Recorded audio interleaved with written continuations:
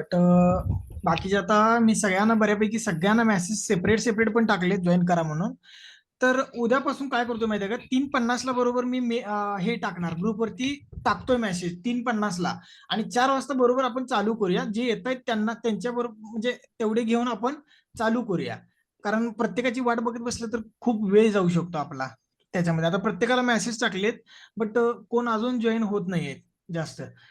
तरी पण आपण थोडस तात्पुरतं म्हणजे पुढे बघायला सुरुवात करू.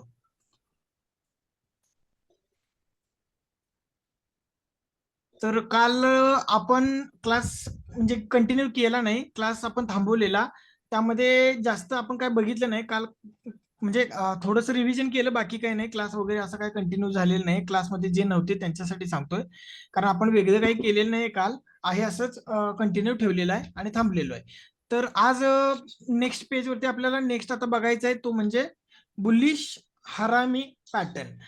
हा pattern bullish harami, bullish engulfing आणि बेरिश इंगल्फिंग हा जो पॅटर्न आहे, त्या एक्झॅक्ट पॅटर्नच्या विरुद्ध हा पॅटर्न वर्क करतो. आता बुलिश इंगल्फिंग आणि बेरिश इंगल्फिंग कसा होता, तर बुलिश इंगल्फिंग कसा होता, तर पहिली कॅन्डल रेड, दुसरी candle green, but he downfall मध्ये हा तयार झाल्यानंतर मार्केट वरती जातं.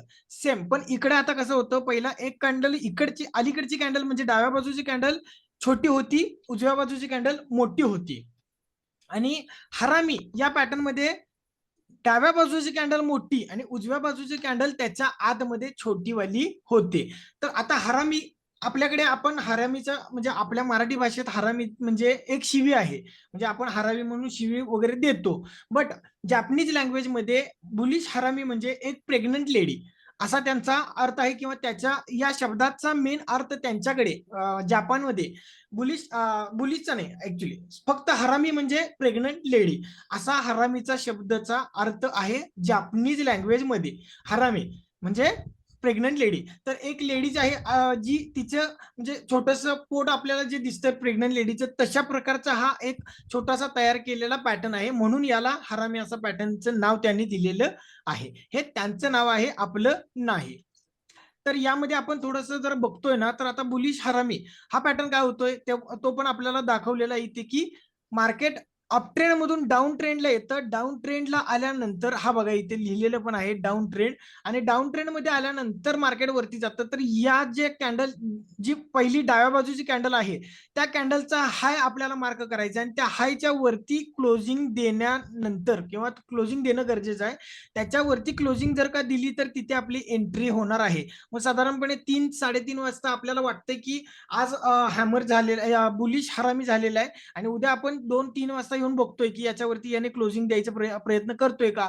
तर आपल्याला दिसतंय की 3 वाजल्यानंतर आता ही जी लेवल आहे किंवा हाय जो आहे या कॅन्डलचा, तो आहे 100 रुपये. आणि दुसऱ्या दिवशी चालू झाला तो परत 97-96 रुपयाला, आणि तिथून वरती गेलाय. आता तो 103, 102, 105 रुपयांच्या आसपास ट्रेड करत आहे, म्हणजे उद्याची कॅन्डल.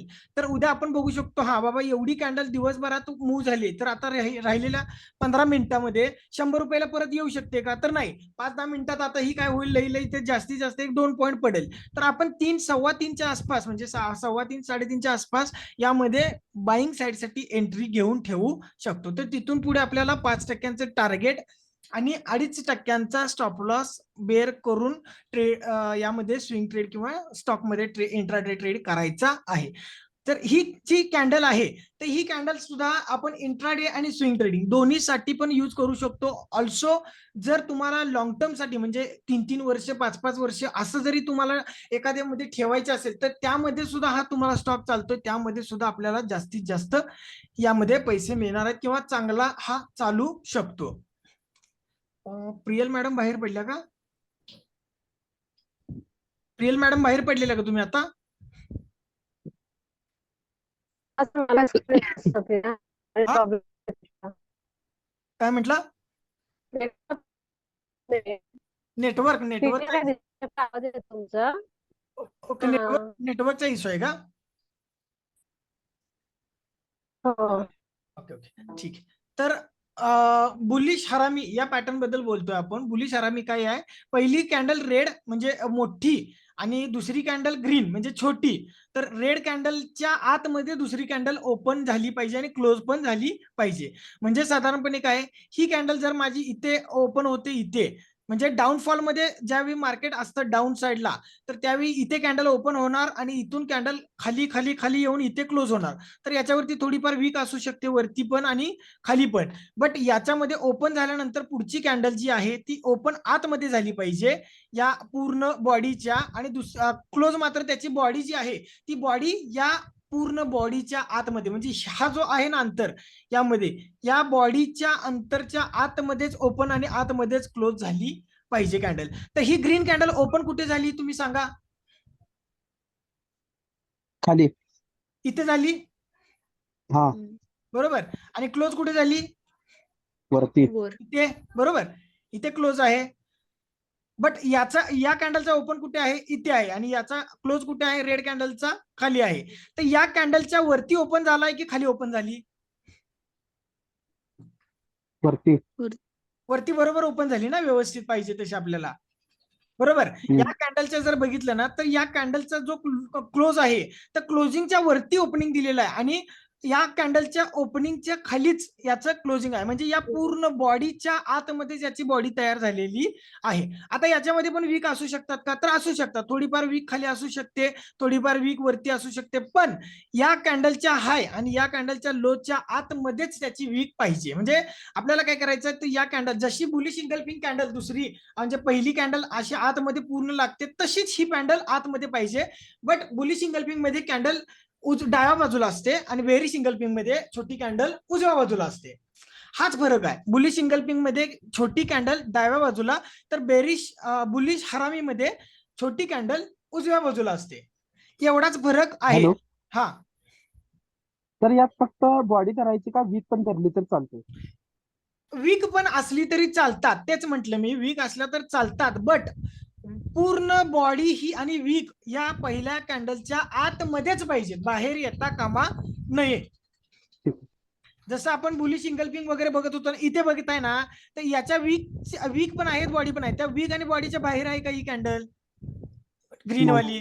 पूर्णपणे आत आहे ना, समाविष्ट आहे, बरोबर. पूर्णपणे आत आता इथे पण बघा, पूर्ण समाविष्ट आतमध्येच आहे ना, त्याच्यामुळे एकदम चांगल्या प्रमाणे वरती गेला. तर तसंच आपल्याला इथे आता पाहिजे. इथे काय पाहिजे, तर आतमध्ये पाहिजे. आता इथे बघा, ही कॅन्डल आहे का रेड मोठीवाली? आता हे मार्केट आहे की अप ट्रेंड मध्ये आहे? डाऊन. हे इथून इथे येते म्हणजे डाऊन ट्रेंड मध्ये, बरोबर. आता डाऊन ट्रेंड मध्ये आल्यानंतर ही जी कॅन्डल आहे रेड कॅन्डल, आता ही एवढी मोठी रेड कॅन्डल झाली, याची वीक बघा केवढी मोठी आहे, खाली आहे का? एवढी मोठी वीक आहे. बट दुसऱ्या दिवशी ओपन कुठे झाला? ह्याचा ओपन कुठे आहे? ग्रीन कॅन्डलचा ओपन कुठे असतो? खाली. इथे, बरोबर ना. ओपन याचा क्लोज कुठे असणार? वरती. इथे, इथे क्लोज असणार ना, बरोबर.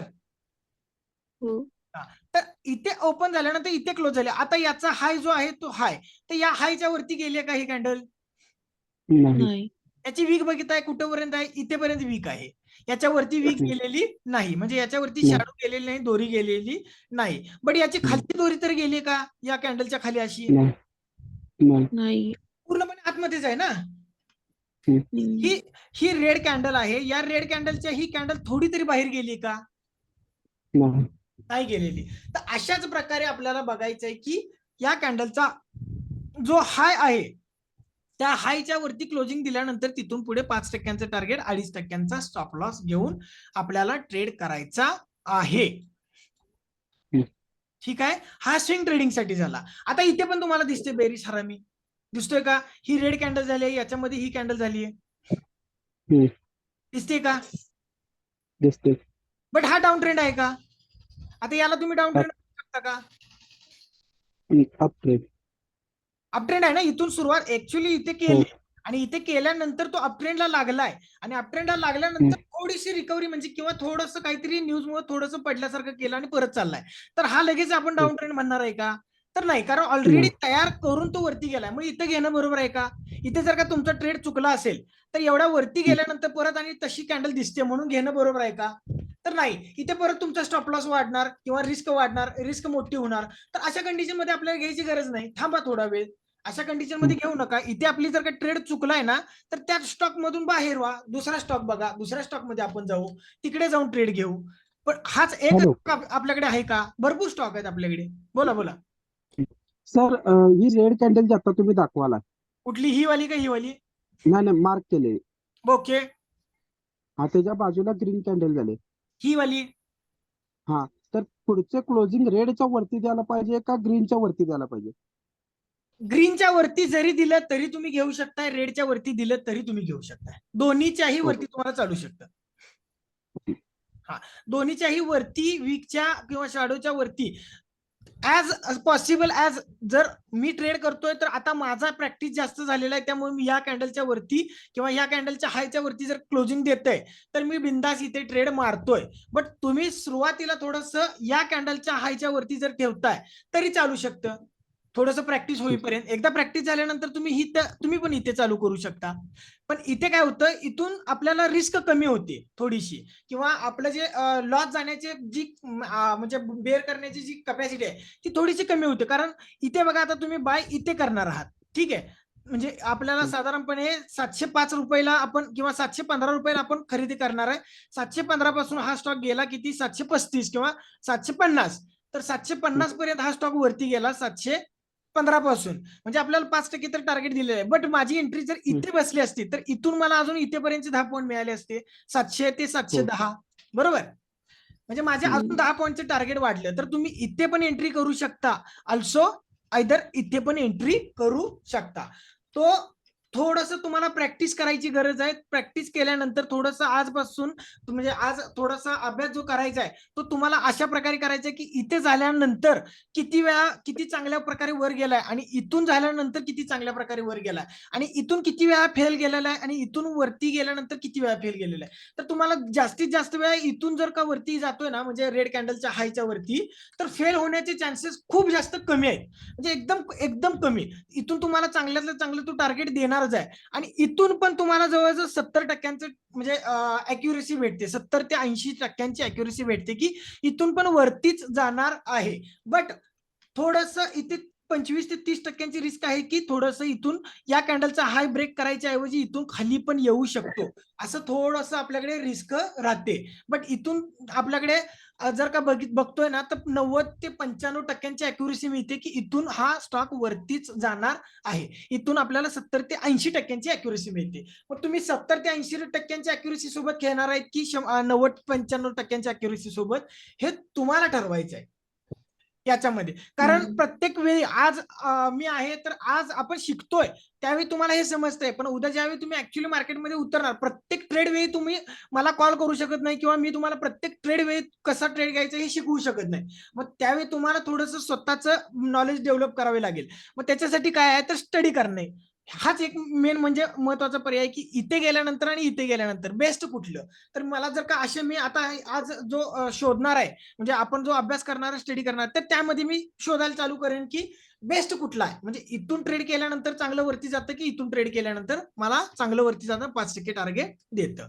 तर हे आपल्याला स्टडी मधून जास्तीत जास्त शिकायचं आहे. तुम्हाला जास्तीत जास्त स्टडी करावा लागेल, याच्यासाठी थोडाफार अभ्यास करावा लागेल. हा इंट्राडे साठी बेस्ट ऑप्शन आहे. इंट्राडे साठी सुद्धा चांगल्यातले चांगले ट्रेडिंग, माझं जास्तीत जास्त इंट्राडेचं ट्रेडिंग याच्यावरती असतं, आणि स्विंग ट्रेडिंग तर बेस्टच आहे. म्हणजे एकदम खतरनाक, जेवढ्या आता कॅन्डल शिकल्यात ना, तर त्या सगळ्या कॅन्डलमध्ये हा स्टॉक किंवा हा कॅन्डलस्टिक पॅटर्न सगळ्यात जास्त चांगल्या पद्धतीने वर्क करणारा किंवा सारखं सारखं आपल्याला दिसणारा मार्केटमध्ये हे दोन कॅन्डल आहेत. एक म्हणजे इंगल्फिंग आणि दुसरं म्हणजे हरामी. हे पॅटर्न कंटिन्युअसली तुम्हाला दिसतच राहणार सारखे सारखे. बट त्याच्यावरती स्टडी करायचा आहे. मध्ये कुठेतरी आहे म्हणून खरेदी केला, तिथून खाली पडला, असं नाही. मला बरोबर बॉटमला जेवढं होईल तेवढं, किंवा म्हणजे खाली पडलेल्या स्टॉकमध्ये किंवा मार्केटमध्ये आपल्याला जेवढं होईल तेवढं बघायचं आहे, आणि त्यानंतर वरती गेल्यानंतर परत हा इन्व्हर्टेड म्हणजे बेरिश हरामी पॅटर्न करतोय, तर तिथून आपल्याला सेल आउट करून बाहेर सुद्धा पडायचं आहे. आता इथे पण आहे बघा, हा बघा दिसतोय का इथे इंगल्फिंग आहे का, सगळ्यांना दिसतोय का? ही रेड कॅन्डल आहे, ही ग्रीन कॅन्डल आहे. या रेड कॅन्डलच्या हायच्या वरती नाही, बरोबर रेड कॅन्डलच्या हायला टच केलेला आहे ग्रीन कॅन्डलने. बट इथे पण इंगल्फिंग आहे, बट इथे एवढा चांगला इंगल्फिंग झालेला आहे, तर मी या इंगल्फिंग छोट्याशा इंगल्फिंग साठी काम करेन का? नाही. काय करायचं, माझा इथे मी ट्रेड घेतला असेल तर ओके, नो प्रॉब्लेम. बट इथे माझा ट्रेड चुकला असेल किंवा मी इथे ट्रेड घेतला नसेल तर घेऊ नका परत. मग इथे घेण्यात काय रिस्क, म्हणजे काहीच उपयोग नाही ना इथे घेण्यापेक्षा. तर नका घेऊ, त्यापेक्षा थांबा, पुढे बघू, अजून दुसरे चांगले स्टॉक बघू. आपल्याकडे 7,500 स्टॉक आहेत, तर हे स्टॉक कुठे मिळणार पण आहे तुम्हाला, हे पॅटर्न कुठे भेटणार आहेत ते पण आपण सांगणार आहे तुम्हाला. सगळ्या हे शोधायची गरज नाहीये, हे ऑटोमॅटिक तुम्हाला मिळणार आहेत. तर ते कुठे मिळणार आहेत ते पण आपण नंतर तुम्हाला सांगणार आहे. आता फक्त तुम्हाला शोधायचे आहेत, का तर तुमचं प्रॅक्टिस होण्यासाठी. त्याच्यानंतर बेरिश हरामी पॅटर्न, हा पॅटर्न पण सेम टू सेम आहे. बट याच्यामध्ये आता बुलिश हरामीमध्ये काय होतं, पहिली कॅन्डल रेड होती मोठी आणि दुसरी ग्रीन होती. आता इथे काय झाली, इथे पहिली कॅन्डल ग्रीन झाली, दुसरी कॅन्डल रेड झाली, आहे का? बरोबर. बट याची आता हा कुठला ट्रेंड आहे, म्हणजे मार्केट वरती चाललेलं आहे.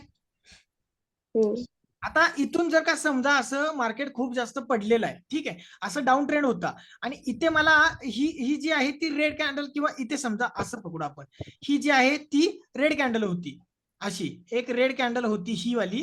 आता या रेड कॅन्डलच्या आतमध्येच ही ग्रीन कॅन्डल आहे, बरोबर, ही रेड कॅन्डल होती, ठीक आहे, आणि ही आहे ही ग्रीन कॅन्डल होती. म्हणजे हा कुठला झाला, बुलिश इंगल्फिंग, बरोबर, हा सॉरी बुलिश हरामी झाला, बरोबर, हा बुलिश हरामी झाला. आता इथून काय आलं, मार्केट वरती चाललंय असं, कारण तो कॅन्डलच स्टिक पॅटर्नच त्याच्यासाठी आहे की मार्केट वरती घेऊन जाणार. तर इथून आता मार्केट चांगलं वरती जायला लागलं. आता वरती गेल्यानंतर मात्र इथे परत आता तुम्हाला बेरिश हरामी दिसतोय, म्हणजे इथे रेड कॅन्डल, इथे ग्रीन कॅन्डल झाली आणि इथे रेड कॅन्डल झाली, याच्या आतमध्येच आहे. तर आता याच्या खाली आपल्याला सेल करायचं. मग मला असं दिसतंय ना, तर मी इथेच काय करणार, त्याच दिवशी हा हरामी पॅटर्न होतोय तर मी इथे माझं प्रॉफिट बुक करणार. मग मला भले 5% टार्गेट मिळालं नसेल, मला 4% टार्गेट मिळाले, तरीही मी इथे बुक करू शकतो. का तर मला माहिती आहे आता इथून पुढे मला दुसरा पॅटर्न तयार झालाय आणि हा पॅटर्न मला डाऊन ट्रेंडला घेऊन येण्यासाठी पॅटर्न झालेला आहे. तर याच्यामध्ये जे दिलेलं आहे तेवढं मी प्रॉफिट घेऊन बाहेर पडू शकतो. का इथे थांबायलाच पाहिजे, नाही ना मी 5% आल्याशिवाय जाणारच नाही, इथनं काय वाटेल ते होऊन दे, कसं मला 5% देत नाही बघूयाच, असं करून चालणार आहे का आपल्याला? नाही. पण जरी तसा विचार आला तर तुम्ही काय करायचं आहे, फक्त आरशासमोर जाऊन उभा राहायचं आणि विचारायचंय. काय विचारायचं आपल्याला आरशासमोर, कोण आहेस तू, असं डायरेक्ट विचारायचं. स्वतःला आरशासमोर जाऊन बघायचं आणि विचारायचं, कोण आहेस तू? तू म्हणतोस म्हणून मार्केट का खाली येणार, किंवा तू म्हणतेस म्हणून मार्केट का खाली येणार किंवा वरती का जाणार, मग कोण आहेस, कोण आहेस, कोण तो, असं स्वतःलाच विचारायचं. त्या दिवशी बघा लक्षात येते आपल्याला, नाही आहे आपल्याला, आपण कोण नाही आहे, बाहेर पडलेलं पटकन बरं, हे आपल्याला ऑटोमॅटिक लक्षात येतंय. ठीक आहे. ऍक्च्युअली लिटरली मी तुम्हाला खरं सांगतो, म्हणजे नाही ऍक्च्युअली ही फॅक्ट, नाही ही फॅक्ट आहे आणि ही रियालिटी आहे. मी खरं सांगतो तुम्हाला, ज्यावेळी झालेलं आहे किंवा माझ्यासोबत ह्या घटना घडलेल्या आहेत आणि म्हणजे मी घेतलंय, एवढा चांगला पॅटर्न झालाय, 5% अजून दिलेलं नाही, 3% दिलाय, मला 5% पाहिजेलच आहे, 5% घ्यायच्या अगोदर बाहेर पडलो, सारखं असं 5%च्या आतच बाहेर पडलो तर मला चांगलं प्रॉफिट कधी मिळणार, मग मी स्टॉपला ट्रेल कधी करणार, असं ज्यावेळी व्हायला लागलं ना त्यावेळी मी हा प्रयोग करून बघितलाय. स्वतःच समोर जायचं आरशासमोर आणि जाऊन विचारत, कोण आहेस तू, मग का, म्हणजे तुला का असं वाटतं की मार्केट अजून वर जायला पाहिजे, एवढे मोठे प्लेयर्स आहे तिकडे, हजारो कोटी रुपये घेऊन बसलेले आहेत, तू खेळणार 5,000 रुपये आणि 10,000 रुपये वरती, आणि तुला का वाटायला लागले की मार्केट वर जायला पाहिजे. मी हे असे सगळे प्रयोग करून बघितलेले आहेत.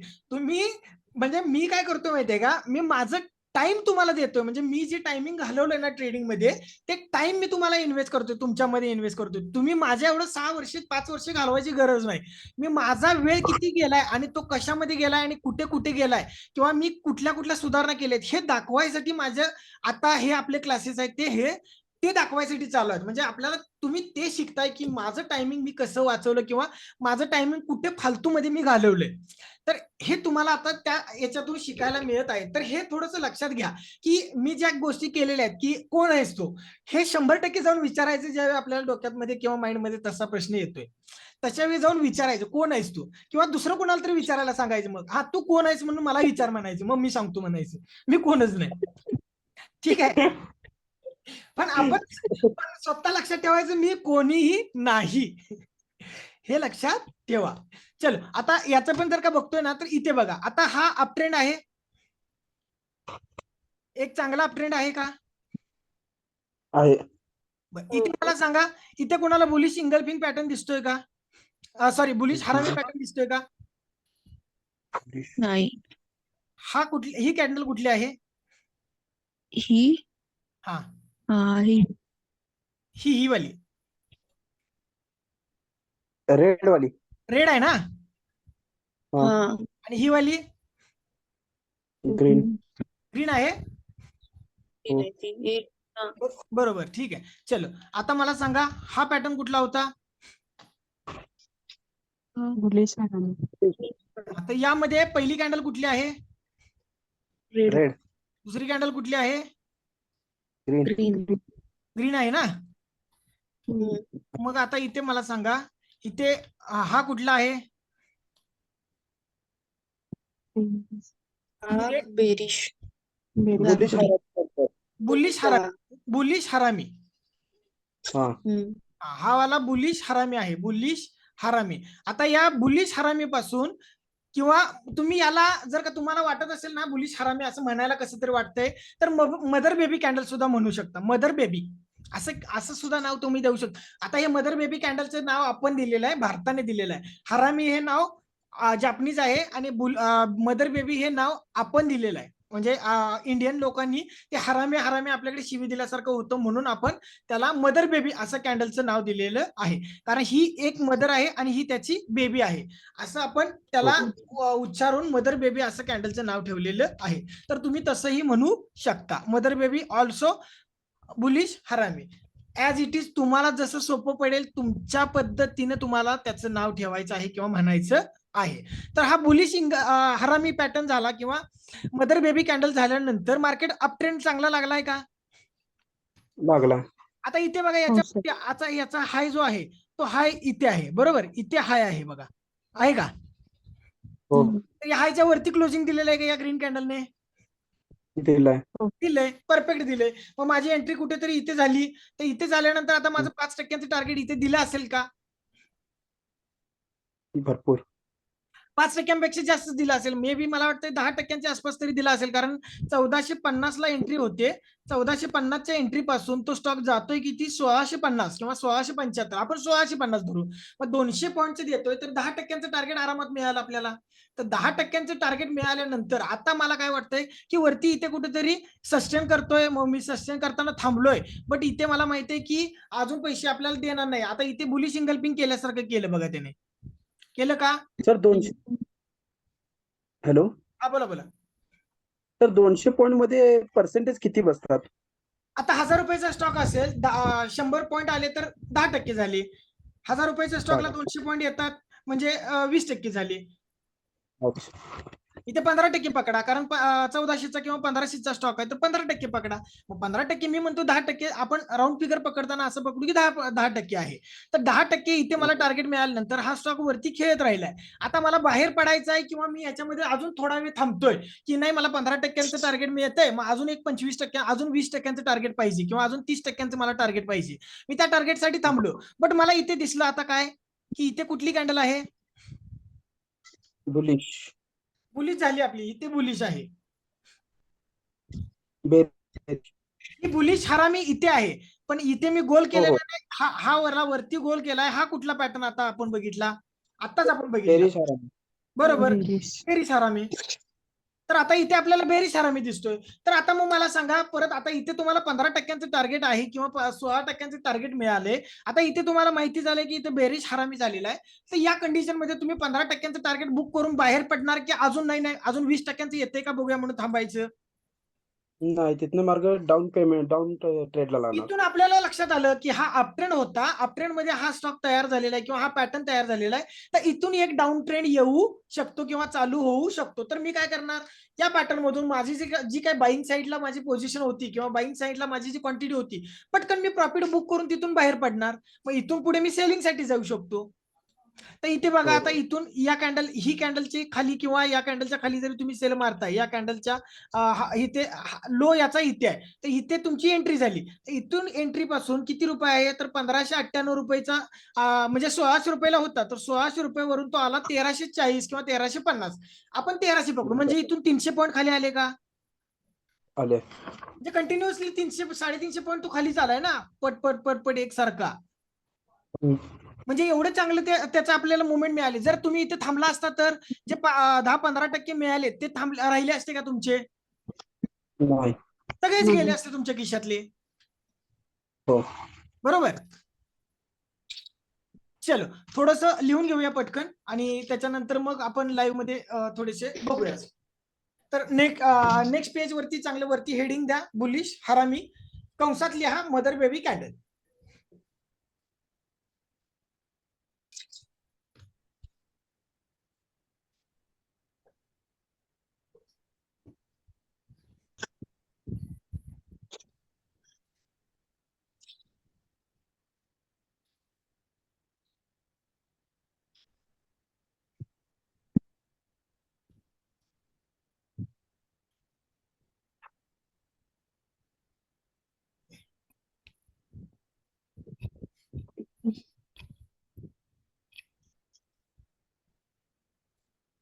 प्रांजली मॅडम लिहून घेताय का?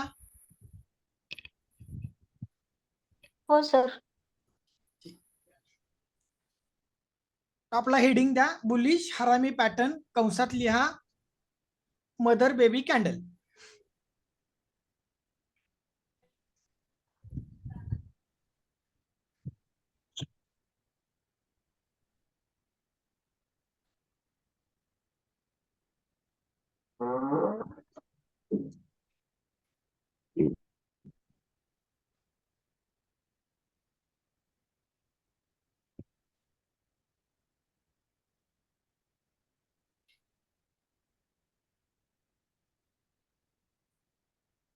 हा सर.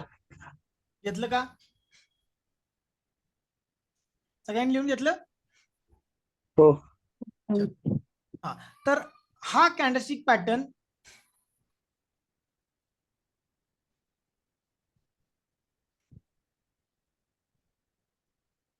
मार्केटमध्ये तयार झाल्यानंतर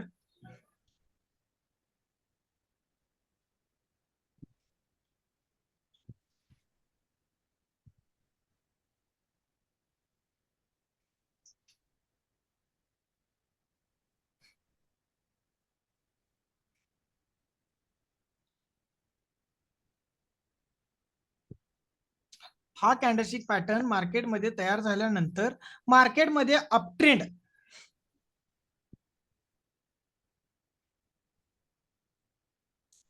येणार असा सिग्नल मिळतो.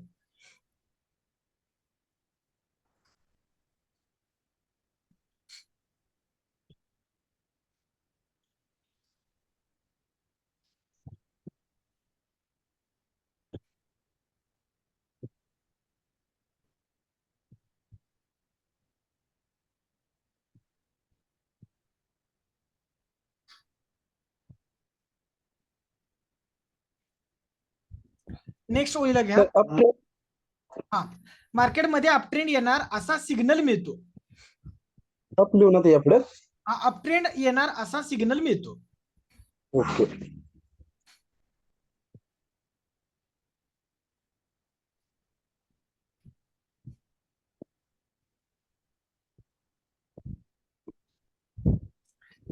नेक्स्ट ओळीला घ्या.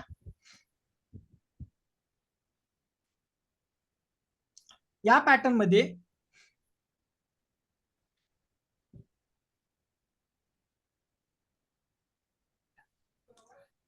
मध्ये रेड कॅन्डल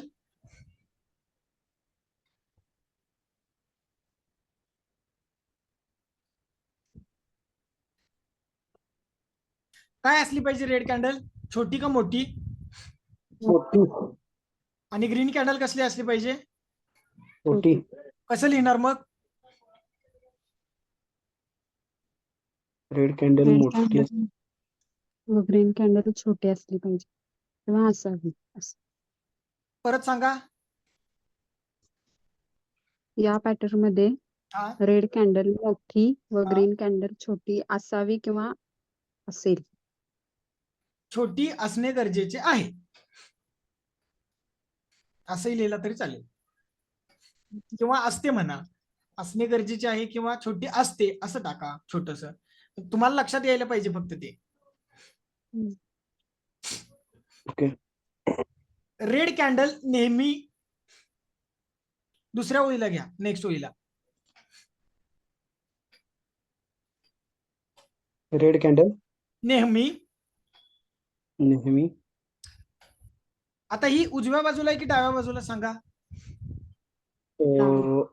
डाव्या बाजूला आहे. काय लिहिणार मग? रेड कॅन्डल डाव्या बाजूला असली पाहिजे. व ग्रीन कॅन्डल उजव्या उजव्या बाजूला. बाजूला नेहमी उजव्या बाजूला असणे गरजेचे आहे किंवा असते. रेड कॅन्डल नेहमी डाव्या बाजूला असते. रेड कॅन्डल व नेहमी डाव्या बाजूला असते आणि ग्रीन कॅन्डल नेहमी उजव्या बाजूला असते. कॅन्डल नेहमी उजव्या बाजूला असते. नेक्स्ट ओळीला घ्या. हो. रेड कॅन्डलच्या बॉडीमध्येच रेड कॅन्डल त्या बॉडीमध्येच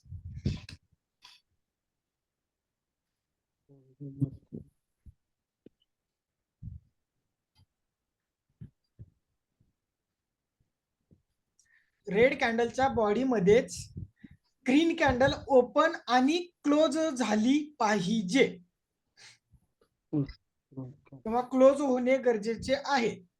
कसंही तुम्हाला लक्षात येईल अशा पद्धतीने लिहून घ्या, जेणेकरून उद्या वाचल्यानंतर ते पटकन तुमच्या लक्षात आलं पाहिजे.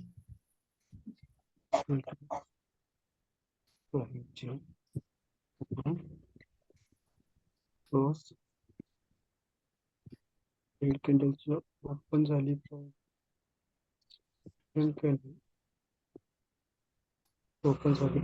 क्लोज. रेड कॅन्डलच्या बॉडीमध्येच ग्रीन कॅन्डल ओपन आणि क्लोज झाली पाहिजे किंवा होणे गरजेचे आहे.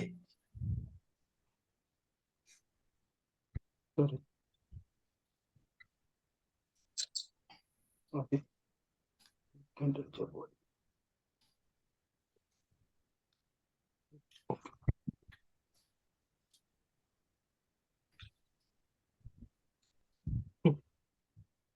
ठीक आहे. हा पॅटर्न ड्रॉ करा.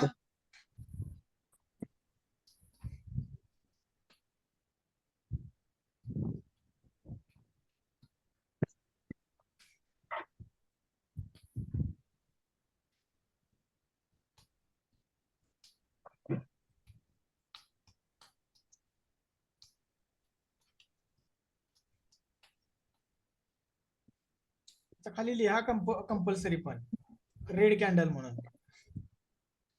आणि इथे लिहा ग्रीन कॅन्डल म्हणून. मी शॉर्टकट लिहिले, तुम्ही शॉर्टकट लिहा, अदरवाइज पूर्ण लिहा.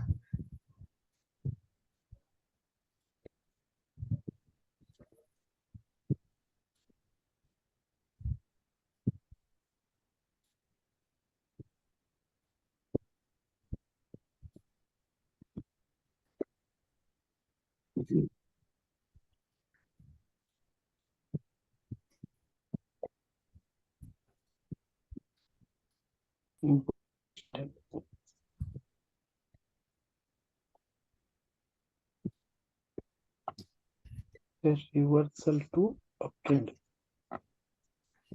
इथे काढताना ना अशा पद्धतीने तुम्ही ड्रॉइंग करू शकता. असं असं असं हे सगळ्याच्या सगळे हे या सगळ्या कॅन्डल काढत बसायची गरज नाही. अशा जरी तुम्ही ड्रॉ करताय ना असे थोडेस लाईन मध्ये, आणि इथे तो कॅन्डल काढताय अशी ही रेड असं लिहून, आणि इथे तुम्ही ग्रीन कॅन्डल अशी काढताय ना तरी चालू शकतं. ते तुमच्या लक्षात येत असेल तर, अदरवाईज पूर्ण काढणार असं काढा. Down trend. हा असं काढा आणि इथे डाऊन ट्रेंड म्हणून लिहा इकडे, आणि सेम इकडे वरती परत थोडस असं दाखवा, आणि इकडे अप ट्रेंड स्टार्टेड म्हणून लिहा किंवा अप ट्रेंड चालू झाला असं लिहा.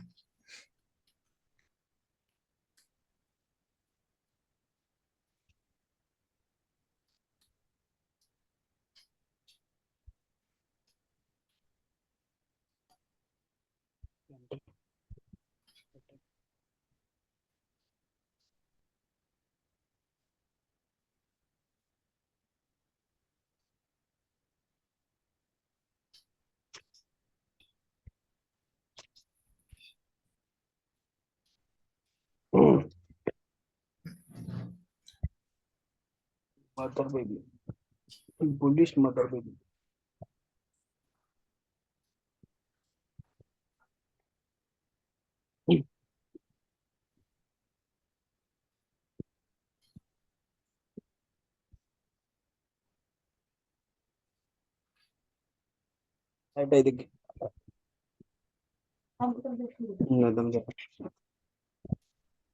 आवाज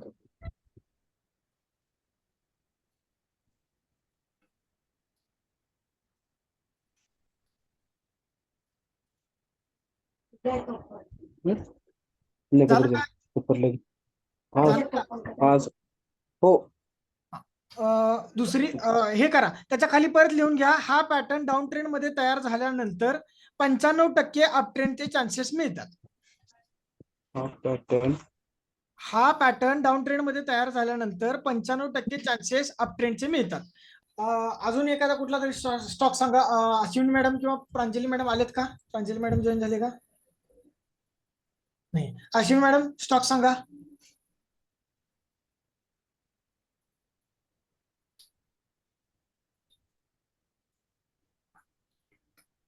आवाज येतोय का माझा?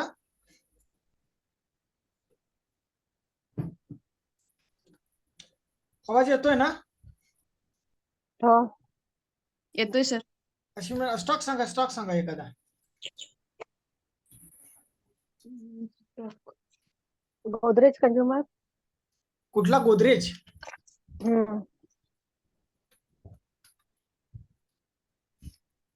त्यांचे प्रोडक्ट्स काय आहेत माहिती सगळ्यांना?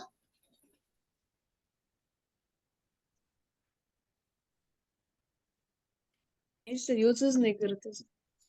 हा,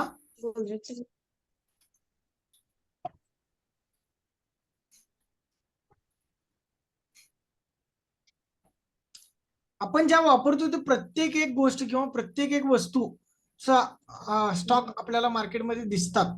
इथे प्रोडक्ट्स वगैरे सगळे तुम्हाला बघायला मिळणार आहेत. इथे सगळ्याचे प्रोडक्ट्स तुम्हाला दिसतील. हे बघा, गोदरेज वाल्यांचे हे प्रोडक्ट्स आहेत. यातले किती प्रोडक्ट्स आपण वापरतो डेली घरी? पावडर, साबण. झुरळ मारायचं सर. धुळच मारायचा. धुळच मारा. इथे आहे का? इथे व्यवस्थित दिसतंय ना सगळ्यांना? हा सर. आता हे सगळे प्रोडक्ट आहेत. मग ITC चे प्रोडक्ट. ITC आपल्याला ITC स्टॉक माहिती आहे ना? ITC ही कंपनी कधी ऐकून माहिती आहे का कोणाला? माहिती आहे का? ऐकून माहितीये. तर ITC चे प्रोडक्ट बघा. हे सगळे तुम्ही प्रोडक्ट वापरताय. मॅगी खाताय का? मॅगी कोण? नाही. हे बघा इकडे येप्पी मॅगी नूडल्स आणि काय काय असते की.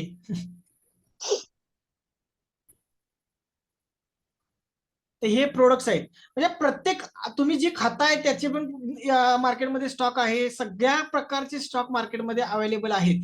तर अशा स्टॉकमध्ये पण आपण लॉंग टर्म साठी इन्व्हेस्टमेंट करू शकतो, की जे स्टॉक आपल्याला माहिती आहेत हे जाऊन पुढे चांगले चालणार आहेत. तर आता मी डेली जी वस्तू वापरतोय, तर मीच वापरत नाही तर माझ्या बरोबर अजून भरपूर लोक वापरतात. मी ज्या लोकांना भरपूर सांगते पण हे प्रोडक्ट वापरा, हिमालया वापरा, चेहऱ्यावरचे डाग जातात, हे जातात, ते जातात करून आपण जे सांगतोय, बरोबर, तर त्यांचे पण स्टॉक आहेत. मग ते आपल्याला माहिती आहे हे स्टॉक म्हणजे मार्केटमध्ये चालणार आहेत किंवा हा जो प्रोडक्ट आहे तो मार्केटमध्ये चालणार आहे. तर तो जास्त जेवढा चालेल तेवढा तो कंपनी ग्रोथ होणार आहे, त्या कंपनीचे प्रॉफिट वाढणार आहे. जेवढी कंपनी वाढणार आहे त्याचप्रमाणे तो स्टॉक सुद्धा वाढणार आहे. त्या कंपनीचा स्टॉक सुद्धा चांगल्या पद्धतीने चालणार आहे. तर अशा स्टॉक मध्ये पण किंवा अशा कंपन्यांच्या मध्ये पण तुम्ही इन्व्हेस्टमेंट करून ठेवू शकता लॉंग टर्म साठी. माझ्याकडे आज 500 रुपये आहेत, 200 रुपये आहेत, 100 रुपये आहेत, तर मी 100 रुपयाची काय करणार, आयटीसीचा 200 रुपयाला स्टॉक आहे तर मी आयटीसीचा एक स्टॉक घेऊन ठेवला लॉंग टर्म साठी. म्हणजे मला माहिती आहे की आयटीसी ही कंपनी मोठी आहे, चांगली चालणार आहे, मी एक 5 वर्ष 10 वर्ष तिकडे बघणारच नाही. माझ्या मुलांच्या भवितव्यासाठी उपयोगाला येतील ते पैसे, किंवा माझ्या फ्युचरसाठी उपयोगाला येतील, काही तुमच्या डोक्यात जे प्लॅन आहेत त्याच्यासाठी उपयोगाला येतील, मी तेवढ्या दिवसांसाठी तो होल्ड करणार आहे. असे काही पण प्रोडक्ट जे तुम्ही डेली वापरताय आणि लोकांना त्याचे प्रोडक्टची नावं सांगताय की हा प्रोडक्ट वापरा, असंच प्रत्येक एक प्रोडक्टचा स्टॉक आपला मार्केटमध्ये आहे, तर त्याच्यामध्ये पण तुम्ही थोडीफार इन्व्हेस्टमेंट करू शकता, ज्याच्यामध्ये लॉंग टर्म साठी इन्व्हेस्टमेंट तुमची चालणार आहे. अशी सुद्धा इन्व्हेस्टमेंट तुम्ही करू शकता, ते पण चांगले चालतात. आता गोदरेजचा स्टॉक आपण जर का बघतोय तर तो आपला जो कोविड चालू होता, कोरोनामध्ये, तर कोरोनामध्ये गोदरेजचा स्टॉक किती रुपयाला होता, जरा थोडस व्यवस्थित इथे बघा किती रुपये दिसतोय गोदरेज हा स्टॉक 2020. आता जवळपास 23 मार्च 24 मार्चला काहीतरी आपल्याला कोरोना आलेला, बरोबर, तर हा स्टॉक इकडे दिसतोय बघा 490 रुपये 50 पैसे, आणि इथे खाली पडलेला त्यावेळी 440 रुपये, बरोबर आहे का, आहे ना, 450 रुपयांच्या आसपास आपल्याला स्टॉक दिसतो. म्हणजे कोरोनामध्ये जर आपण बघतोय तर कोरोनामध्ये एकदम जास्त प्रमाणात स्टॉक पडले होते, आणि अचानक तिथून जी सुरुवात झाली तिथून पुढे चांगले वरती जायला लागले. आता इथे बेरिश हरामी पॅटर्न किंवा बुलिश हरामी पॅटर्न होतोय का, पण थोडीशी वीक वरती आहे, काय याची वीक वरती आपल्याला नको, याच्या आतमध्येच पाहिजे. मग याच्या आतमध्ये असेल तर आपल्यासाठी बेस्ट आहे, otherwise no need to buy, काहीच गरज नाही ना अशा कंडिशन मध्ये. मग तुम्ही हा वीकलीला बघा, आपल्याकडे वेगवेगळे टाइम फ्रेम आहेत, तर टाइम फ्रेम वरती आपण बघून पण जास्तीत जास्त ट्रेड करायचे कसं ते शिकणार आहोत. मग ते बघा, मग त्याच्यावरती मिळतोय का बघा. आता इथे नाही मिळत, राहू दे, नका घेऊ.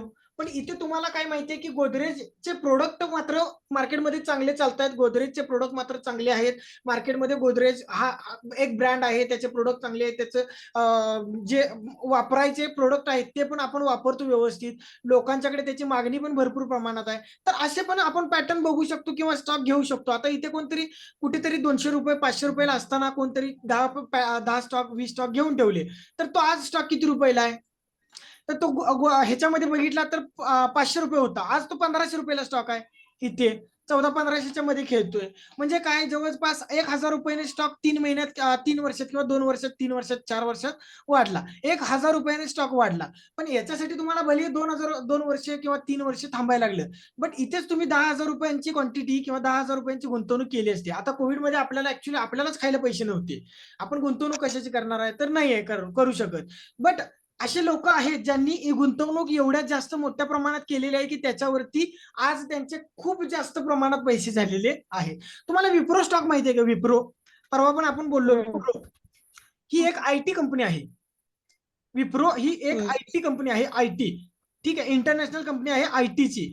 तर याच्यामध्ये हाच जर का स्टॉक बघितला ना आपण, तर हा स्टॉक जवळपास 1983 मध्ये सुरुवात झाली, या स्टॉकची 1980 मध्ये सुरुवात झाली, 1980 ला. तर इथे बघा साधारणपणे आपण जर बघतोय ना, तर तुम्हाला मी दाखवतो, 80 मध्ये सुरुवात झाली, 80-83 मध्ये. याच्या मागचे चार्ट्स, कारण त्यावेळी ऑनलाईन काही नव्हतं, त्यावेळी फक्त ऑफलाईन होते, आपण बाय करू शकतो, ऑफलाईन बाय करत होतो, तर त्यामुळे ते ऑनलाईन 1980-83 मधलं दाखवत नाहीये. तर 1983 मध्ये, आता आपला जन्म पण त्यावेळी नव्हता 1983 ला, बट हा स्टॉक जर बघतोय, आता आपला जन्म कधीचा, तर कोणाचा 1995 असेल, कोणाचा 1990 असेल, आपल्यात बऱ्यापैकी सगळ्यांचा जन्म आहे तो 1990-95च्या आसपासचाच असेल, बरोबर. म्हणजे 90च्या कोणतरी वरचे पण असतील, 85, 86, 87च्या पण असतील, बट आता ते काही विषय नाही आहे. बट इथे बघा हा स्टॉक किती रुपयाला होता ज्यावेळी ओपन झाला त्यावेळी, किंवा 96ला ज्यावेळी चार्ट मध्ये किंवा ऑनलाईन दाखवायला चालू झालं त्यावेळी स्टॉक किती रुपयाला होता, हा ₹1.12. आता त्याच्यानंतर परत खाली थोडासा पडला, किती रुपयानं म्हणजे आला खाली, 80 पैसे राहिला, म्हणजे 1 रुपयाची रुपया. पण किंमत नाही आहे स्टॉकची, 1 रुपयाची, म्हणजे एवढी पण लायकी नाही आहे स्टॉकची, एवढी पण लायकी नाही आहे की 1 रुपयाला थांबावं, 1 रुपयाची पण लायकी नाही आहे त्याची. बट 1993 मध्ये मुंबईच्या एका व्यक्तीने किंवा भरपूर अफाट अशा लोकांनी 1983 मध्ये 93 मध्ये या कंपनीमध्ये ज्यांनी 10,000 रुपये गुंतवले, किती अमाऊंट म्हटली मी, 10,000 रुपये गुंतवले, तर 10,000 रुपयांची अश्विनी मॅडम 10,000 रुपयांची 1993 पासून आज आपल्याला काय चालू आहे 2024 किती वर्ष झाली? 24 आणि हे 37. 30. 30 वर्ष झाली. हो सर. बरोबर. तर 10,000 रुपयांची अमाऊंट प्रत्येकाला विचारणाऱ्यांनाच उत्तर द्यायचं आहे. प्रत्येकानं मध्ये दुसरं कोण बोलू नका. तर प्रियल मॅडम 10,000 रुपयांचे 1993 मध्ये विप्रो मध्ये गुंतवलेले पैसे आज 2024 मध्ये किती रुपये झाले असतील?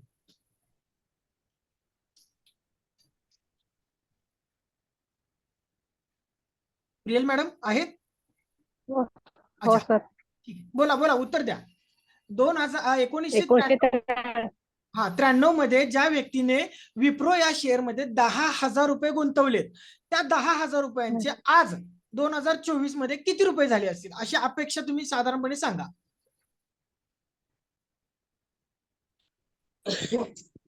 एक अमाऊंट सांगा. तुम्हाला असं किती वाटतं किती रुपये झाले असतील? कारण हा स्टॉक बघा आपण जर का बघतो तर 1 रुपयाला स्टॉक आहे असं पकडा. 1 रुपयाला एक स्टॉक म्हणजे 10,000 रुपयाला 10,000 स्टॉक आले असं समजा तुम्ही. तर 10,000 रुपयांचे स्टॉक किंवा 10,000 स्टॉक आहेत तुमच्याकडे. आज तो स्टॉक खेळतोय 600 रुपयाला किंवा 520 रुपयाला किंवा 500 रुपयाला पकडा. म्हणजे 1 रुपयापासून 500 रुपये म्हणजे 500 रुपयाने वाढला. बरोबर.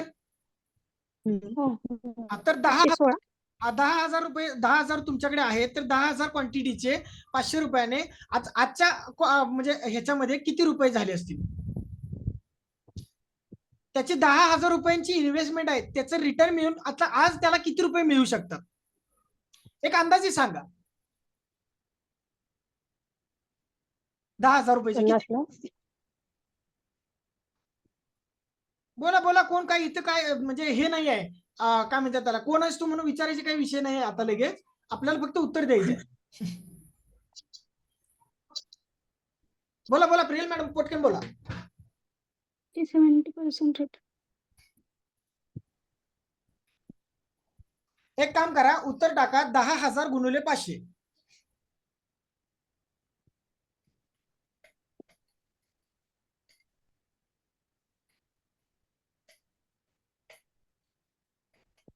दहा हजार गुणिले 500 किती होतात?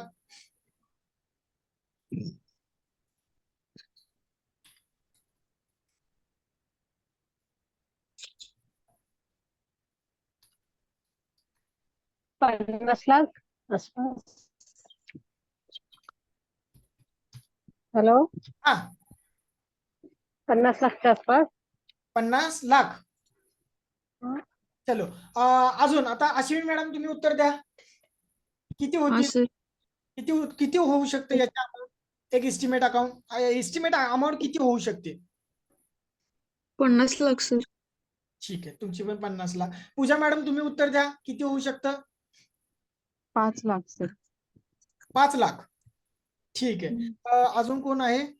तर आता शिराज सर तुम्ही उत्तर द्या किती होऊ शकतं? 2 कोटीच्या आसपास. ठीक आहे 2 कोटी. ओके. आणि त्याच्यानंतर प्रांजली मॅडम उत्तर द्या तुमचं किती होऊ शकतं?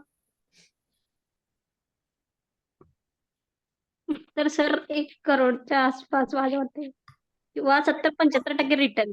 1 कोटी. हा. स्वप्नील सर तुम्ही उत्तर द्या.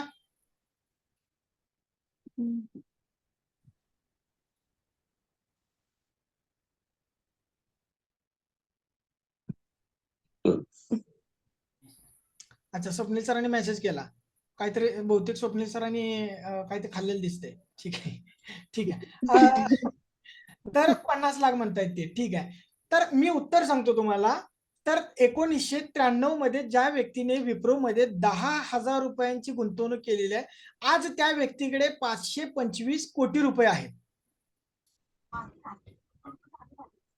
कोण बिलीव्ह करू शकतं का? नाही. आणि मी दाखवलं तर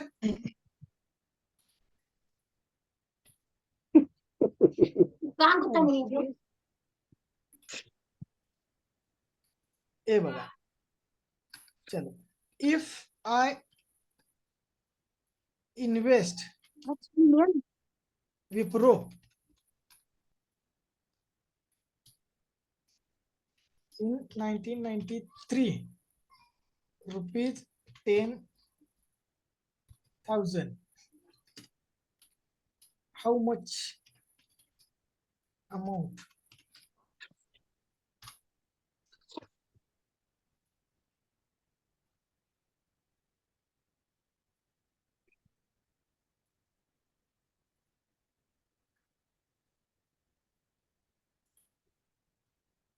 काय चार्ट दिसतोय ना सगळ्यांना व्यवस्थित?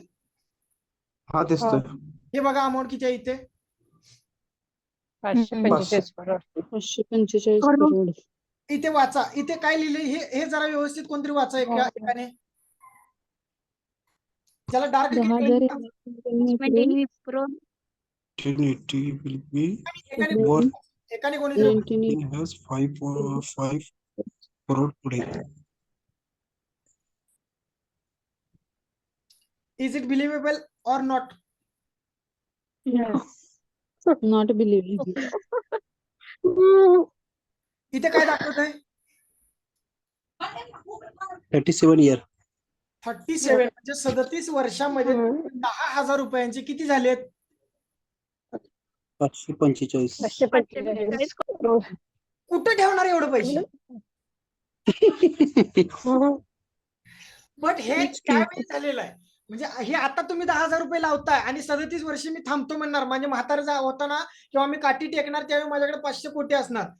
इम्पॉसिबल आहे. म्हणजे आता ते पॉसिबल नाही आहे. म्हणजे एवढे होतीलच असं नाही, बट इम्पॉसिबल असं पण म्हणू शकत नाही. ह्याच्यापेक्षा जास्त होऊ पण शकतात. तसा एखादा स्टॉक जर का चालत असेल तर तसं पण होऊ शकतं. बट हे दाखवतंय कधीपासून? 1980 पासून. आपण कधी सांगितलं? 1993 पासून. मी 93 का पकडलं तर मी 1993चा आहे. म्हणून मी म्हटलं माझ्या जन्माच्या वेळी माझ्या वडिलांनी जर का 10,000 रुपये इन्व्हेस्ट केले असते तर मला 525 कोटी आले असते आज. तर ते 525 कोटीमध्ये मला सांगा तुमच्याकडे क्लास करायला किंवा माझ्याकडे ट्रेडिंग करायसाठी मी आलो असतो का? लेकिन त्यामध्ये मोठी अमाऊंट आहे. मला पैसे कमवायची काय गरज होती का? परत म्हणजे काहीतरी स्वतः काहीतरी करून काहीतरी हे करून पैसे परत कमवत बसायची काय गरज आहे का? नाही. त्याच्यातले 100 कोटी मी बँकेत ठेवले तर मला काय म्हणतात त्याला 100 कोटीच्या ह्याच्यावरती माझ्या पुढच्या पिढ्यानपिढ्या चालतील. बरोबर आहे ना? बरोबर. त्याच्या जो व्याज येणार आहे किंवा एफडी ला ठेवणार आहे ते एफडीचे व्याज आहे त्या व्याजावरती माझ्या सगळ्या पिढ्या चालतील. 100 कोटीचं जे व्याज येणार आहे त्याच्यावरती. मग एवढ्या मोठ्या अमाऊंट सुद्धा आपल्याला बघायला मिळतात मार्केटमध्ये. पण या कशा? आता ते त्यावेळी आपण इन्व्हेस्ट करायला आपल्याकडे होते का पैसे? त्यावेळीचे 10,000 म्हणजे पण मोठी अमाऊंट होती. कारण हा स्टॉक, आता तुम्हाला थोडंसं सांगतो, स्टॉकचं काय असतं, स्टॉक स्प्लिट आणि स्टॉकचं डिव्हिडंड असे 2 प्रकार असतात. एक स्प्लिट असतो आणि एक डिव्हिडंड असतो आणि त्याचबरोबर स्प्लिट बरोबर एक बोनस हा सुद्धा प्रकार स्टॉकला असतो. तर डिव्हिडंड म्हणजे काय? स्टॉकची जर का अमाऊंट, म्हणजे स्टॉक जर का एखादा चांगला मार्केटमध्ये चालतोय किंवा एखादी कंपनीच मार्केटमध्ये चांगली चालतीये आणि त्याच्यामध्ये एकदम चांगल्या प्रकारे त्या कंपनीला चांगलं प्रॉफिट मिळालंय, त्याची ग्रोथ चालू आहे खूप जास्त, तर ते काय करतात, आपल्या ओनर लोकांना डिव्हिडंड देत असतात. तर तोच डिव्हिडंड ते जे स्टॉक्स ओनर आहेत त्यांना सुद्धा कंपल्सरी द्यायला लागतो. जर मार्केटमध्ये तुमचा स्टॉक असेल तर तुमच्या कंपनीला ज्या व्यक्तीकडे तुमचा स्टॉक आहे, व्यक्तीने खरेदी करून, मग त्याने एक स्टॉक खरेदी करून ठेवला आहे तरी तो तुमच्या कंपनीचा मालकी हक्क म्हणजे भागीदार आहे आणि ज्याच्याकडे 100 स्टॉक आहेत तो सुद्धा तुमच्या मालकी हक्क किंवा भागीदार आहेच आहे. तर अशा प्रत्येक एका व्यक्तीला तुम्हाला ज्यावेळी डिव्हिडंड तुम्ही देताय तर प्रत्येक कंपनीच्या ओनरला डिव्हिडंड देणं गरजेचं आहे. तर एका स्टॉक मागे डिव्हिडंड किती देतात?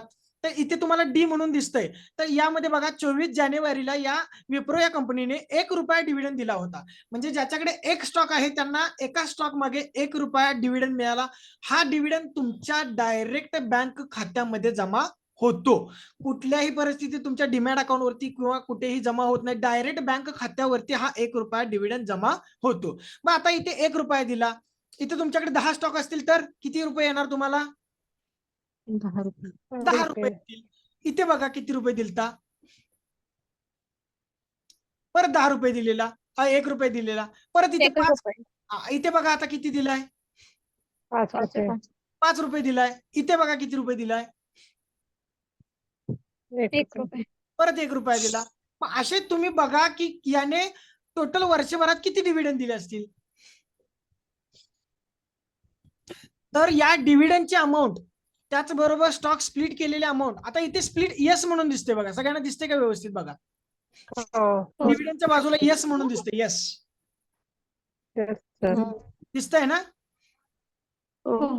तर हो. इथे आता यस म्हणजे काय, तर स्प्लिट, स्टॉक स्प्लिट करणे म्हणजे काय, एखादा स्टॉक खूप जास्त महाग झाला तर त्या स्टॉकला आपण स्प्लिट करून तो स्टॉक खाली पाडतो किंवा तो स्टॉक कमी करतो. त्या स्टॉकची प्राइस लोकांना घेता यावी अशा प्राइसला आपण तो स्टॉक आणतो. आपण म्हणजे कोण, कंपनी, जी कंपनी, ज्या कंपनीचा स्टॉक आहे ती कंपनी. आता इथे काय आहे, हा स्टॉक साधारणपणे चालला 500 रुपये किंवा 1000 रुपयाच्या आसपास हा स्टॉक आता ट्रेड करतो, म्हणजे 1000 रुपयाला एक स्टॉक आहे.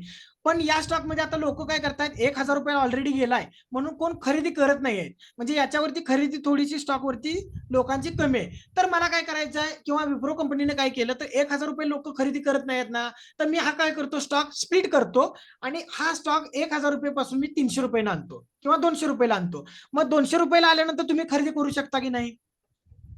हो जो हो स्टॉक सर. जो स्टॉक 1000 रुपयाला आहे, तो 1000 रुपयाचा एक स्टॉक खरेदी करायला तुम्हाला 1000 रुपये पाहिजेत, पण तोच 200 रुपयाला आला तर तुम्ही आता किती खरेदी करू शकता स्टॉक? हो. 5 खरेदी करू शकता. 5. म्हणजे जिथं तुम्हाला एक क्वांटिटी मिळणार होती तिथे आता तेवढ्याच अमाऊंट मध्ये 5 क्वांटिटी आली, बरोबर? तर अशा पद्धतीने ते स्टॉक स्प्लिट करतात, जेणेकरून लोकांची जास्त त्याच्यामध्ये खरेदी झाली पाहिजे, लोक त्याच्यामध्ये इंटरेस्टेड झाले पाहिजेत, मोठ्या अमाऊंट वरती लोकांना खरेदी करायला लावायचं नाही, यासाठी स्टॉक स्प्लिट केला जातो. आता इथे असतं काय, तर 3-4 म्हणजे काय, इथे बघायचं आपल्याला 4 काय असतात, तर 4 स्टॉक तुम्हाला मिळणार आहेत. तुमच्याकडे स्टॉक किती पाहिजेत, तर 3. ज्याच्या अकाउंट वरती 3 स्टॉक आहेत, म्हणजे ज्याच्याकडे 3 स्टॉक होल्ड करून ठेवलेले आहेत, त्या प्रत्येक एका व्यक्तीला 3 स्टॉकच्या म्हणजे 3 स्टॉकच्या पासून 4 स्टॉक मिळणार, म्हणजे त्या प्रत्येक व्यक्तीला अजून एक स्टॉक एक्स्ट्रा मिळणार आहे. तुमच्याकडे जी बाईंग आहे, तुम्ही जर का 1000 रुपयाला 3 स्टॉक बाय केलेत, म्हणजे 3000 रुपये, 3000चे तुमच्याकडे खरेदी आहे किंवा 3000चे 3 स्टॉक आहेत, तर तो स्टॉक परत खाली ज्यावेळी स्प्लिट करणार त्यावेळी तुमच्याकडे 4 स्टॉक होणार.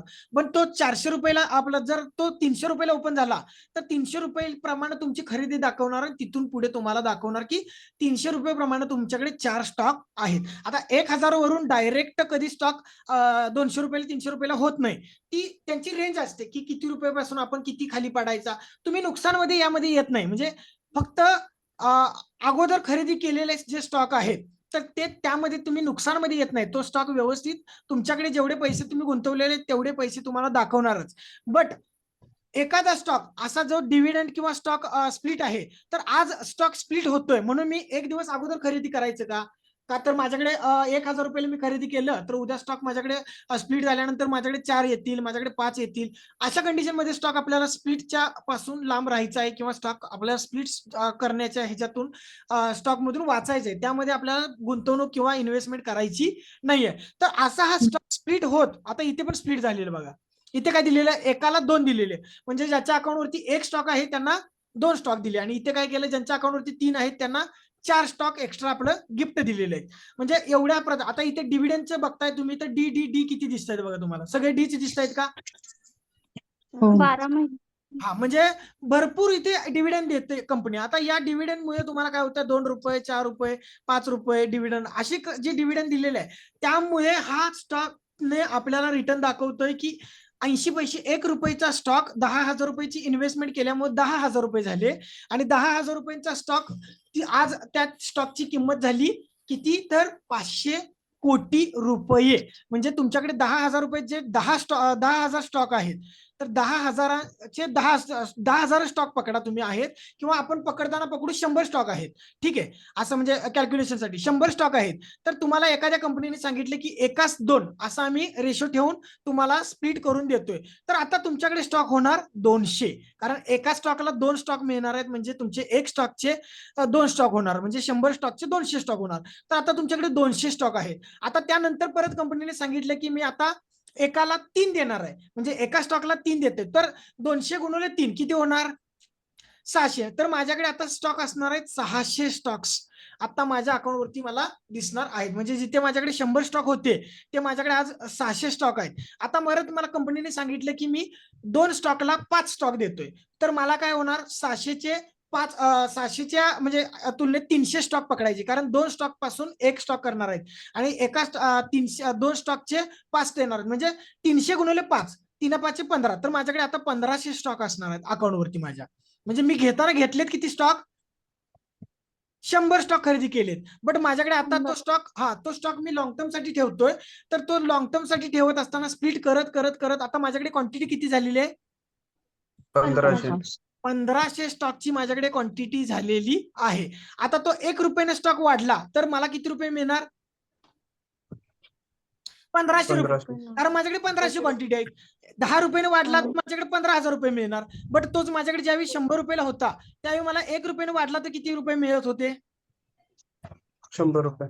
100 रुपये प्रॉफिट होत होतं. आणि 200 क्वांटिटी ज्यावेळी होते म्हणजे ज्यावेळी 200 क्वांटिटी होती त्यावेळी मला 1 रुपयाने जर का स्टॉक वाढला तर 200 रुपये मिळायचे. पण तेच वाढत वाढत माझे 1500 झालेत, 1500चे 500 झाले, 5000 झालेत, 5000चे 10,000 झाले. अशी क्वांटिटी वाढत वाढत वाढत आज विप्रो कंपनीने टोटल आपल्याला 545 किंवा 500 कोटींचे रिटर्न दिले. कशात? तर या पद्धतीनं. म्हणजे एवढं जास्त रिटर्न आपल्याला स्प्लिट मधून सुद्धा मिळतं. तर हा एक स्प्लिटचा प्रकार आहे, तो आपण बघणार आहे. याच्याबद्दल लिहून पण आपल्याला घ्यायचं आहे व्यवस्थित. लिहून घ्यायच्या वेळी आपण बघू. आता फक्त आपण हरामी पॅटर्न बघत होतो, तर परत एकदा तिकडे थोडस जाऊया. तर हा थोडस स्प्लिट काय असतो, कसं किंवा काय असतं ते कळालं का? डिव्हिडंड काय असतो समजलं का? आता डिव्हिडंडची एक्स डेट आणि पेमेंट डेट असते. एक्स डेट म्हणजे काय? या तारखेच्या आतमध्ये तुम्ही खरेदी करू शकता स्टॉक्स. या तारखेच्या आतमध्ये जर तुमच्या अकाउंटवरती म्हणजे तुमच्या डीमॅट वरती एंजल वन असू दे, ग्रो असू दे, झिरोदा असू दे, ज्या कुठला डीमॅट अकाउंट आहे त्या डीमॅट अकाउंट मध्ये जर का स्टॉक्स असतील तर त्या स्टॉकला एका स्टॉक मागे 1 रुपया मिळणार. 10 स्टॉक असतील तर 10 रुपये मिळतील, 100 असतील तर 100 रुपये मिळणार. म्हणजे एका स्टॉक मागे 1 रुपया. 24 तारखेच्या आत खरेदी केलेल्या स्टॉक्सनाच फक्त हा डिव्हिडंड मिळणार आहे. बट याचे पेमेंट मात्र मिळणार आहेत कधी? 10 फेब्रुवारीला, म्हणजे पुढे मिळणार आहेत. म्हणजे थोड्या दिवसानं किंवा 1 महिन्यानंतर, 8 दिवसानंतर, 15 दिवसानंतर त्याचे पेमेंट आपल्या अकाउंटवरती जमा होतं. आता यामध्ये कधी कधी काय होतं, तर एक तुम्हाला अजून एक चांगलं सांगतो की आज माझी जर का अनाऊन्स केलं की हा मी डिव्हिडंड देणार आहे, म्हणजे इथे आज आपल्याला आता पुढे कुठे दिसते का बघा डिव्हिडंड? डी कुठे दिसतोय का पुढे तुम्हाला? इथे नाही दिसत, बट मागे आहे, बरोबर? तर आता हा स्टॉक आहे साधारणपणे 520 रुपयांना आणि उद्या अचानक विप्रोने डिव्हिडंडची डेट जाहीर केली. तर डिव्हिडंडची डेट जाहीर करत असताना किमान 1 महिना पुढची डेट जाहीर करावी लागते. म्हणजे मी आज उठून अचानकपणे सांगू शकत नाही मी आज रात्री डिव्हिडंड देणार आहे, असं नाही. तर डिव्हिडंडची डेट देत असताना मला 1 महिना पुढची डेट द्यावी लागते. म्हणजे विप्रो काय करणार, तर आज तारीख आहे 16 ऑगस्ट, तर विप्रो सांगताना सांगणार की मी 1 ऑगस्टला किंवा 15 ऑगस्टला किंवा मी 15 सप्टेंबरला किंवा 20 सप्टेंबरला मी डिव्हिडंड देणार आहे, अशी ते डेट अनाऊन्स करतात. तर तुम्ही आजपासून तो स्टॉक मग काय होतो, त्या स्टॉकला डिव्हिडंड मिळणार हे लोकांना कळायला चालू होतं. तर डिव्हिडंड मिळणार हे समजल्यानंतर त्या स्टॉकमध्ये पण तुम्ही इन्व्हेस्टमेंट करू शकता. तर ती जी इन्व्हेस्टमेंट करणार आहात तर ती कधी करायची, आणि आपल्याला ज्यावेळी समजतंय की डिव्हिडंड देणार आहेत तर त्याच्या एक 15 ते 20 दिवस अगोदर किंवा 1 महिना अगोदर जरी तुम्ही खरेदी करताय तरी चालतंय. बट डिव्हिडंड जसा जवळ येईल, 2 दिवसावरती डिव्हिडंड आहे, 3 दिवसावरती डिव्हिडंड आहे, म्हणजे त्याची एक्स डेट आहे. तर ही 15 सप्टेंबर यांनी जर का डिव्हिडंडची डेट दिली तर मी काय करणार, 13-14 सप्टेंबरलाच या स्टॉक मधून कल्टी मारणार, एक्झिट मारणार, पैसे प्रॉफिट बुक करणार. का हे पण सांगतो. डिव्हिडंड आहे म्हणून लोक भरपूर प्रमाणात या स्टॉकला खरेदी करतात. भरपूर प्रमाणात या स्टॉकमध्ये बाईंग येतं आणि बाईंग आल्यामुळे काय होतं, त्याचा डिमांड झोन वाढतो. म्हणजे डिमांड त्याला खूप जास्त मिळाल्यामुळे त्याची प्राइस पण त्या पद्धतीने इन्क्रीज व्हायला चालू होते. मग जेवढी प्राइस इन्क्रीज होते आपल्याला काय करायचं, डिव्हिडंड दिवशी थांबायचं नाही. कारण डिव्हिडंड दिवशी काय होतं, कंपनी मधला थोडासा पैसा जो आहे, तो कंपनीचा जो प्रॉफिट आहे किंवा काय आहे कंपनीमध्ये जो म्हणजे प्रॉफिट आफ्टर टॅक्स आहे किंवा रिव्हेन्यू आहे, तो थोडासा कमी होतो. कंपनीने तुम्हाला वाटल्यामुळे कंपनीचं तर नुकसान झालं ना, तुमचं भले प्रॉफिट झालं असेल पण कंपनीचं नुकसान झालं. तर कंपनीचं नुकसान झाल्यामुळे तो स्टॉक थोडासा खाली पडतो. डिव्हिडंडच्या दिवशी स्टॉक हा कंपल्सरी थोडाफार पडतो.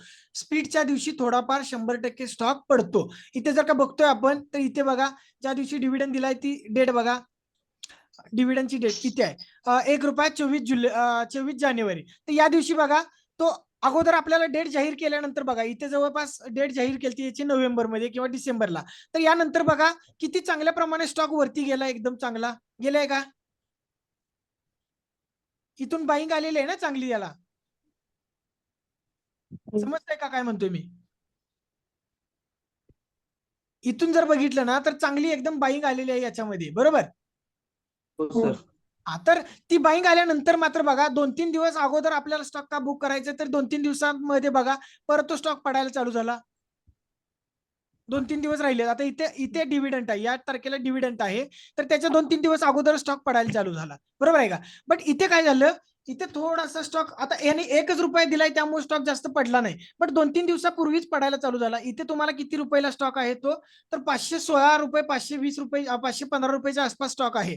तुमची खरेदी इथे कुठेतरी असू शकते, समजा 400 रुपये, 400 रुपयेवरून 520, 515 रुपयाला गेलाय. तर आता इथे तुम्हाला 4 दिवस अगोदरच बुक करायचं आहे. आता इथे कॅन्डल एवढी मोठी पडल्यानंतर सुद्धा इथे तुम्ही बुक करू शकता 500 रुपयाला, म्हणजे 100 पॉईंटचं टार्गेट मिळालं. आता इथे तुम्हाला थांबायची गरज नाही ना परत खाली यायची वाट बघायला. तर आपल्याला काय करायचं आहे, डिव्हिडंड आहे असं समजल्यानंतर सुद्धा तुम्ही अगोदर खरेदी करू शकता, बट 4 ते 5 दिवस अगोदरच त्या स्टॉक मधून बाहेर पडायचं आहे. त्या स्टॉक मध्ये थांबायचं नाही, कारण डिव्हिडंडच्या वेळी स्टॉक हा कंपल्सरी थोडाफार पडतो, कारण तेवढं नुकसान कंपनीचं होतं, म्हणून हा स्टॉक कंपल्सरी डिव्हिडंडच्या वेळी पडतो. कुठलाही असू दे, पडतो. आता इथे पण बघा 1 रुपयाचाच डिव्हिडंड दिलाय, बट इथे जर का तुम्ही बघताय तर इथून पुढे तुम्हाला मुवमेंट बघा, इथे थोडासा डाऊन आला, परत थोडासा गेला, परत किती डाऊन आला बघा. मग इथे तुमचं नुकसान झालं असतं की नाही, हो. भरपूर प्रमाणात नुकसान झालं असतं. मग अशा स्टॉक मधून तुम्हाला काय करायचं आहे, तर डिव्हिडंड ज्यावेळी आहे त्यावेळी थोडासा बाहेर जायचा प्रयत्न करायचा आहे. असं पण थोडस आपण ट्रेडिंग वेगळ्या पद्धतीनं करू शकतो. हे पण आपल्याला ट्रेडिंगचे वेगवेगळे फॅसिलिटीज आहे. चलो आता आपण बीपीसीएल बघत होतो, बीपीसीएल. आता हा पण स्टॉक जर का बघितला ना तर 600 रुपयांना स्टॉक होता. किती, 600 रुपयांना हा स्टॉक होता. कधी होता बघा इथे, किती तारीख आहे ही, 21 जून. 21 जून, म्हणजे जून मागचाच, आता 1 महिन्यापूर्वी. तर हा 600 रुपयाला स्टॉक होता, 600 रुपयांना हा स्टॉक. पण इथे तुम्हाला दिसणार नाही हा स्टॉक किती रुपयाला होता. इथे बघा मी ऑलरेडी टाकून ठेवलं होतं बघा, हे आहे का पॅटर्न, 600 रुपयाच्या आसपास हा पॅटर्न पहिला करत होता म्हणून मी टाकून ठेवलेले आहेत.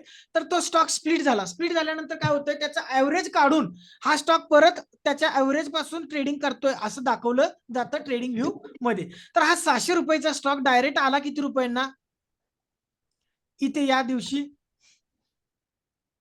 317. 300 रुपयांना, म्हणजे 600 रुपयावरून 300 रुपये, म्हणजे डायरेक्ट डिवाइड केला, एकाला 2 केलेत, म्हणजे काय त्यांनी निम्म केलं, म्हणजे 600चा डायरेक्ट 300 रुपयाला आणला. पण ज्याच्याकडे एक स्टॉक होता त्यांना 2 स्टॉक दिले, म्हणजे आता तुम्ही 600 रुपयाला एक स्टॉक खरेदी केलाय, तर आता तुमच्याकडे 300 रुपयाचे 2 स्टॉक झाले, म्हणजे तुमची प्राइस कमी, तुमची लावलेली इन्व्हेस्टमेंट कमी झाली का, नाही कमी झाली, कारण तुम्ही 600 रुपयाला एक स्टॉक घेतलाय, आता 300 रुपयाला तुमच्याकडे 2 स्टॉक दिसत आहेत, पण तुमच्याकडे इन्व्हेस्टमेंट तर तेवढीच आहे, 600 रुपयाचा आहे. बट आता हा 300 रुपयावरून वरती जातो, आता 300 वरून 350 ला गेला, म्हणजे 50 पॉईंट वाढला. तर 50 पॉईंट वाढल्यानंतर तुम्हाला काय झालं, इथे मात्र 2 प्रमाणे तुम्हाला एका क्वांटिटीने एका क्वांटिटी जर का असती आणि 50 रुपये वाढला असता तर 50 रुपये प्रॉफिट झालं असतं. आता मात्र इथे तुम्हाला 100 रुपये प्रॉफिट झाला असेल, म्हणजे 100 रुपये प्रॉफिट होणार का, तर तुमच्याकडे 2 क्वांटिटी आहेत, 2 गुणिले 100 केले तर 50 केलं तर 100 रुपये होणार, 2 गुणिले 50, 5 दुनी 10, म्हणजे 100 रुपये होणार तुम्हाला. तर इथे 2 क्वांटिटीचे तुम्हाला 100 रुपये प्रॉफिट झालं. तर अशा पद्धतीने स्प्लिट सुद्धा होतात, आणि स्प्लिट झाल्यानंतर थोडाफार स्टॉक, स्प्लिट झाल्यानंतर पण थोडासा स्टॉक जास्तीत जास्त पडायचा प्रयत्न करतो. आता इथे जर तुम्ही बघताय तर इथे बघा 300 रुपयाला ओपन झाला आणि 300 रुपयावरून परत खाली आला तो. आता जास्त पडला नाही, इथे 20 पॉईंटने पडला, बघताय का, इथे 20 पॉईंट खाली पडला, 300 रुपयावरून पण परत खाली आला तो 20 रुपये. मग इथे तुम्हाला जास्त, मग इथे मात्र तुम्हाला 2 क्वांटिटी प्रमाणे 20 रुपयाचं 20 पॉईंटचं तुम्हाला 40 रुपये लॉस दाखवायला चालू केला असता. इथे तुमच्याकडे 100 क्वांटिटी असत्या तर 200 झाल्या असत्या, 200 गुणिले 20 केला असता तर 2000 रुपये लॉस दाखवायला लागला असता. तर स्प्लिटच्या अगोदर पण तुम्हाला काय करायचंय, स्प्लिट होणार आहे असं समजल्यानंतर पण त्याच्यामध्ये बाईंग येते, तर त्यावेळी मात्र तुमच्याकडे असतील तर तुम्ही थांबू शकता, अदरवाईज स्प्लिटला मात्र तुम्हाला खरेदी करायचं नाही. डिव्हिडंड वेळी तुम्ही खरेदी करू शकता अगोदर, की हा मी डिव्हिडंड आहे म्हटल्यानंतर खरेदी करून ठेवतो आणि डिव्हिडंडच्या 4 दिवस अगोदर या स्टॉक मधून बाहेर पडतो. बट स्प्लिट आहे असं समजल्यानंतर तुमच्याकडे 1 वर्षापूर्वी घेतलेले आहेत, 6 महिन्यापूर्वी घेतलेले आहेत, 2 वर्षापूर्वी घेतलेले स्टॉक आहेत, एक मी म्हणतो 5 वर्षापूर्वी घेतलेले स्टॉक आहेत, तर असे स्टॉक तुम्ही थांबू शकता. बट स्प्लिट होतोय, मी आज खरेदी करणार आहे आणि मला आज माहिती झालं की ह्या 4 दिवसात माझा स्प्लिट होणार आहे, तर मला आजच याच्यामधून बाहेर पडायचं आहे, खरेदी करायचा नाही. ठीक आहे, हम्म. लक्षात येतंय का? हो. तर बीपीसीएल मध्ये कुठेही तुम्हाला तसा हे दिसत नाहीये इंगल्फिंग. इथे आहे हा बुलिश सॉरी बेरिश इंगल्फिंग आहे, हरामी नाहीये. हरामी पॅटर्न कोणाला दिसतोय का इथे? नाही दिसत आहे. चला नेक्स्ट स्टॉक सांगा पटकन. सांगा सांगा सांगा पटकन. Reliance communication LTD.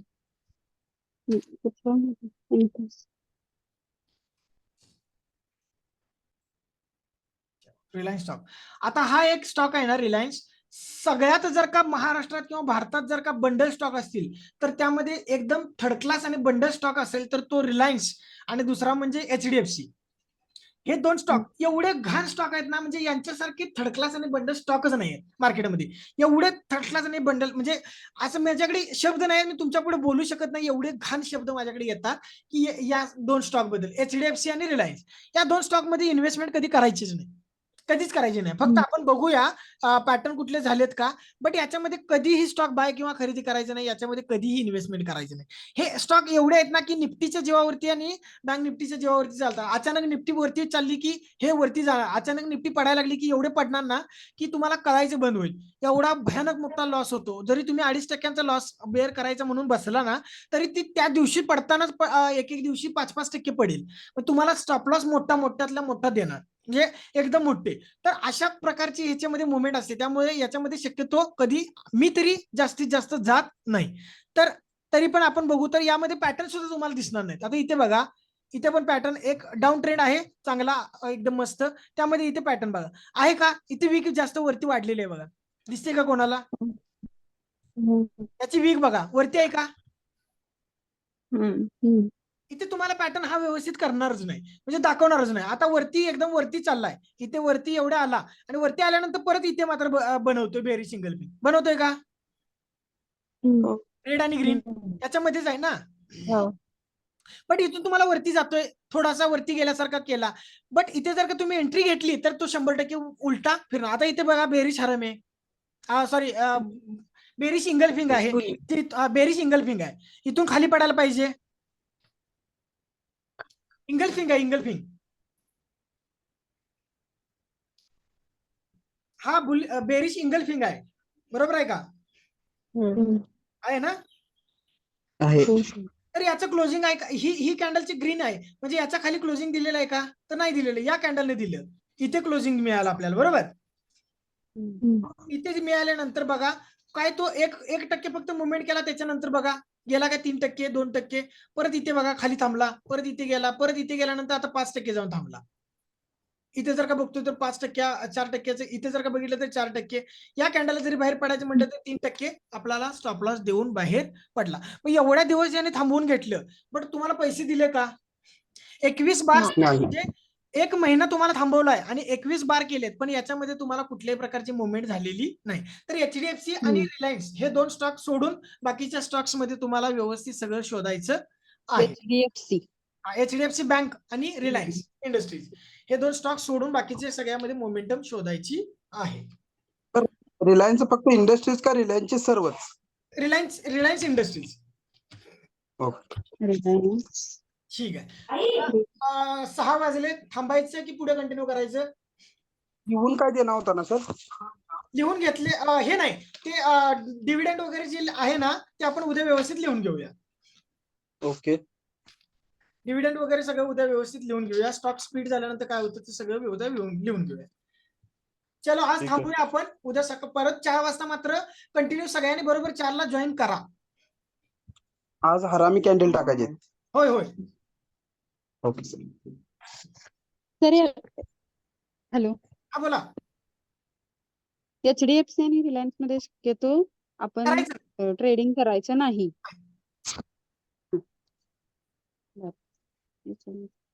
चलो थँक्यू.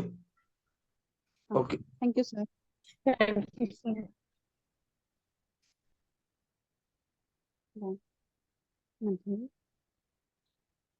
ट्रेडिंग